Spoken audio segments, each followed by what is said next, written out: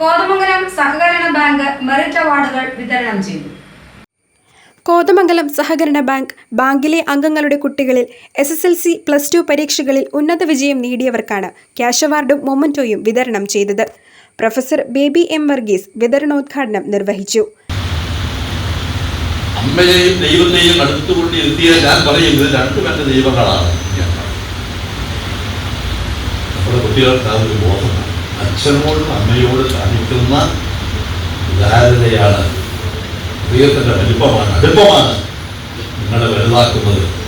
അച്ഛന് സൗന്ദര്യം കുറഞ്ഞു പോയി എന്നുള്ളത് കൊണ്ട് സൗന്ദര്യമുള്ള തൊട്ടടുത്തുള്ള ചേച്ചിയെ നമ്മളാരും അമ്മയെന്ന് വിളിക്കാറില്ല, നമ്മളാരും അച്ഛൻ എന്നും വിളിക്കാറില്ല.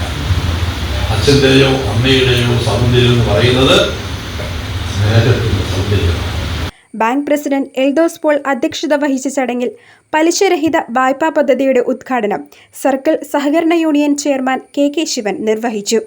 CPS ബാലൻ, MG പ്രസാദ്, അജി ജോസ്, സജീവ് സണ്ണി, പോൾ മുണ്ടയ്ക്കൽ, സ്നേഹ ജോർജ്, സൗമ്യ അനീഷ്, രമ്യ വിനോദ് തുടങ്ങിയവർ പ്രസംഗിച്ചു. CP ഷാജി സ്വാഗതവും ദീപു ജോർജ് കൃതജ്ഞതയും പറഞ്ഞു.